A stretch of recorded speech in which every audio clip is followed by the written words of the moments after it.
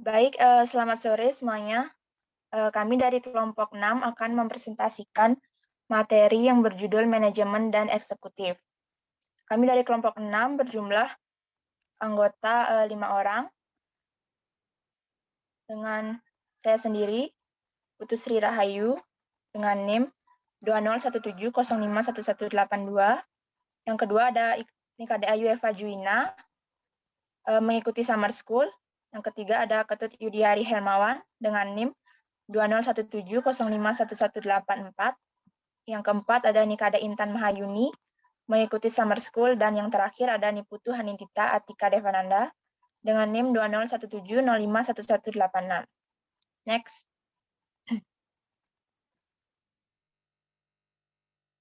Adapun pokok bahasan yang akan kami bahas pada pertemuan kali ini, yaitu yang pertama, apa dan bagaimana manajemen. Yang kedua, mengenai latar belakang manajemen modern. Yang ketiga, fungsi-fungsi manajemen. Yang keempat, pengertian dari eksekutif. Yang kelima, usaha untuk mencapai manajemen puncak. Dan yang terakhir, ada tingkatan dari manajemen. Next. Oke, yang pertama, apa dan bagaimana manajemen? Jadi dalam dunia bisnis, penggunaan manajemen masih relatif baru. Literatur ekonomi pada abad ke-18 dan 19 masih sedikit mengenalnya. Jadi para penulis masa itu menggunakan istilah pemilik, pengusaha atau kapitalis untuk menyatakan orang yang menjalankan usaha komersial, perdagangan atau pengusaha pabrik. Next.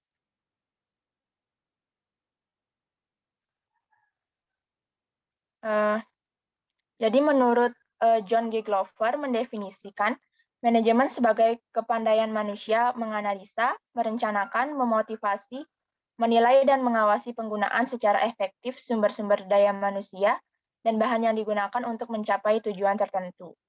Kemudian Oliver Sheldon memandang manajemen sebagai fungsi dalam industri mengenai pelaksanaan polisi di dalam batas yang diterapkan dalam administrasi dan lapangan kerja dalam organisasi untuk mencapai tujuan yang telah ditetapkan sebelumnya.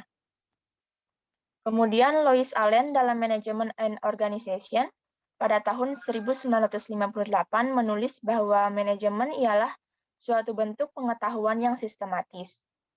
Jadi yang didasarkan pada prinsip umum yang digunakan dalam praktek bisnis. Kemudian definisi yang agak baru dikemukakan oleh Claude S. George yaitu the function that deals with getting things done through atau others, yaitu fungsi yang berhubungan dengan menyelesaikan suatu lewat orang lain. Next. Kemudian ada latar belakang manajemen modern. Perkembangan manajemen modern tidak terlepas dari ditemukannya revolusi industri yang dimulai pada tahun 1970. Jadi sejak adanya revolusi industri, muncul produksi dan konsumsi berbagai macam barang. Teknik distribusi berusaha menemukan daerah-daerah konsumen. Kemudian muncullah scientific management. Jadi manajemen bisnis muncul menjadi pengetahuan profesional pada abad ke-20. Kemajuan ini dapat dilihat pada perguruan tinggi yang mengajar mahasiswa berbagai aspek manajemen dan pendidik mereka menjadi profesional pada berbagai bidang manajemen. Jadi dengan adanya itu, spesialisasi dalam manajemen profesional terjadi pemisahan pemilik dan manajer dan berkembang etik manajer dalam berbagai bidang. Next. Kemudian ada gerakan scientific management. Jadi walaupun orang banyak bicara tentang bagaimana memperbaiki cara kerja mereka, tetapi hanya beberapa orang yang mencoba menyelidiki cara kerja secara sistematis. Sampai Frederick Wesleyan Tyler mulai menelitinya sekitar tahun 1885. Henry Fayol, seorang Prancis yang memimpin sebuah pertambangan batu bara beberapa tahun sebelum Tyler, mengembangkan teori scientific. Jadi Henry Fayol, seorang Prancis yang memimpin sebuah pertambangan batu manajemen dan memberi prinsip dasar manajemen sampai Taylor mengembangkan scientific management itu. Kemudian Taylor dinyatakan sebagai bapak scientific management. karena sebagian besar penelitinya dilakukan di bengkel dan dinyatakan dia berkonsentrasi secara ilmiah. Next. Materi selanjutnya akan dilanjutkan oleh Yudi. Yudi, dipersilakan. Terima kasih atas kesempatannya. Di sini saya akan melanjutkan penjelasan PPT, yaitu fungsi-fungsi manajemen. Berdasarkan atas banyak pandangan para ahli tentang fungsi-fungsi manajemen, dapat disimpulkan bahwa terdapat 5 fungsi dari manajemen. Yang pertama yaitu fungsi perencanaan atau planning, kedua fungsi pengorganisasian atau organizing, ketiga fungsi penyusunan personalia atau staffing, keempat fungsi pengkoordinasian atau coordinating, dan kelima yaitu fungsi penyusunan anggaran atau budgeting. Next.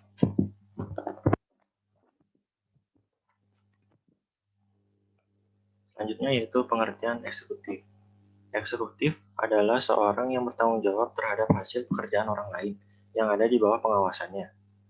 Dia adalah perantara antara pemerintah yang diberikan oleh administrasi dan pekerja. Sebagai seorang supervisor, seorang eksekutif harus mahir menerjemahkan polisi perusahaan dan juga mampu membuat keputusan. Next.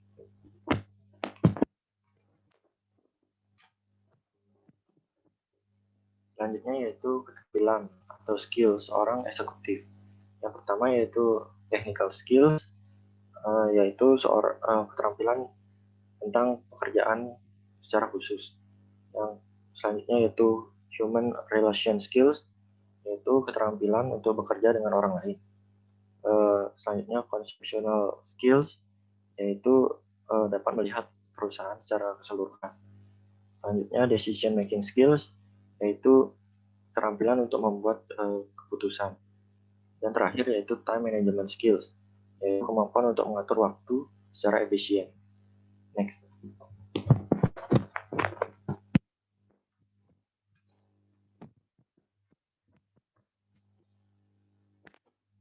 Yaitu mutu perilaku seorang eksekutif.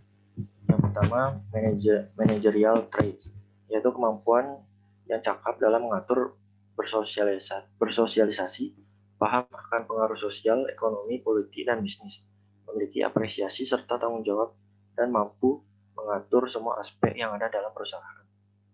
Yang selanjutnya, personal traits, yaitu kemampuan untuk memimpin, mampu bekerja sama, memiliki sikap terbuka, tanggung jawab, selalu ada pendekatan terhadap ide-ide secara dinamis, mampu menjaga tingkah laku, sopan, dan santun, serta mampu menjaga emosional dalam berbagai situasi.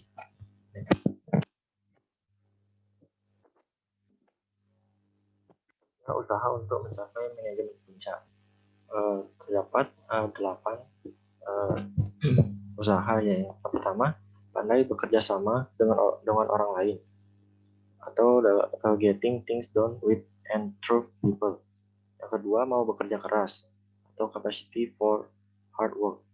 Ketiga, berpendidikan atau college education.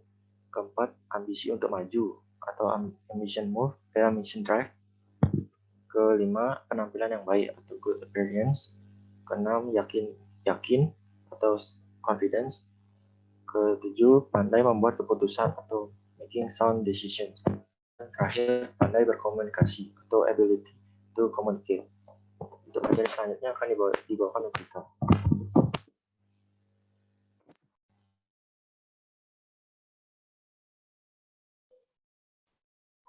Baik, di sini saya akan menjelaskan mengenai tingkatan manajemen.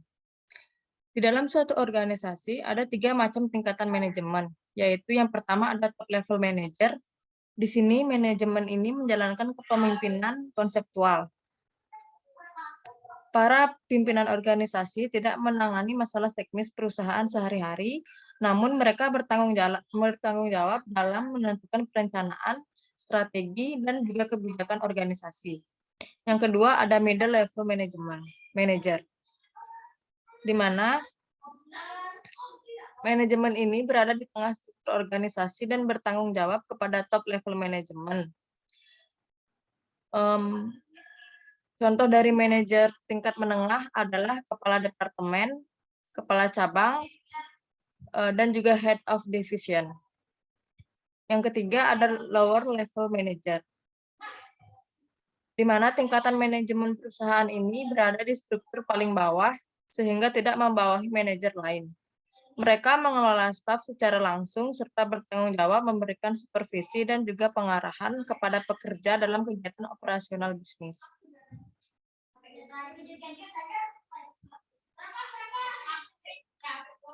Selanjutnya, apa yang membuat seorang leader menjadi pemimpin yang baik? Nah, dari hasil penelitian menunjukkan leaders yang memiliki perilaku spesifik seperti decisions dan self-confidence akan menjadi pemimpin yang efektif. Kemudian ditambahkan oleh hasil penelitian lainnya, yaitu memiliki interpersonal skills yang kuat, serta emotional quotients yang tinggi akan lebih efektif lagi. Terdapat 5 karakteristik dari orang yang memiliki emotional quotients tinggi adalah yang pertama ada self-awareness. Dia memiliki kemampuan untuk melihat bahwa dia punya perasaan, kinerja, dan juga kinerja orang lain dapat dipengaruhinya oleh perasaan. Yang kedua ada self-regulation. Dia punya kemampuan mengawasi dan mengurangi dorongan yang merusak.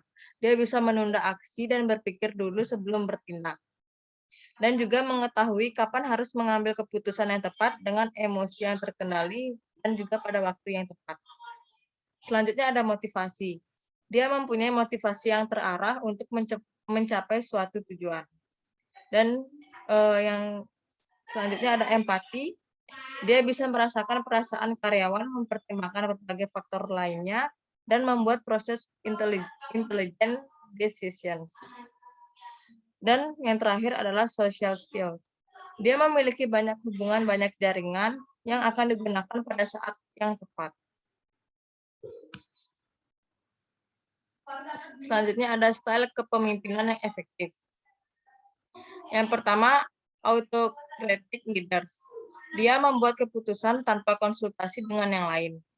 Yang kedua ada democratic leaders. Dia mendelegasikan otoritas dan mengikutsertakan karyawan dalam proses pembuatan keputusan.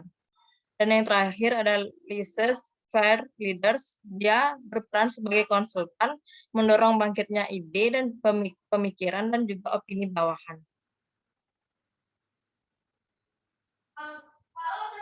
Selanjutnya ada bangun budaya organisasi. Pemimpin yang kuat merupakan elemen kunci dalam melahirkan budaya organisasi yang mengikuti nilai, norma dalam sebuah organisasi. Jika Anda berkunjung pada sebuah perusahaan, Anda akan melihat bagaimana cara karyawan bekerja, berpakaian, berkomunikasi, sopan santun, dan sebagainya. Masing-masing organisasi memiliki kebiasaan spesifik dalam melakukan sesuatu. Inilah yang dikatakan corporate culture. Baik, selanjutnya akan saya kembalikan ke moderator.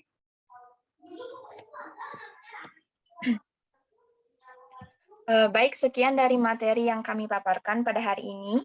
Mohon maaf jika ada kesalahan kata, baik disengaja maupun tidak disengaja. Kami tutup dengan selamat sore.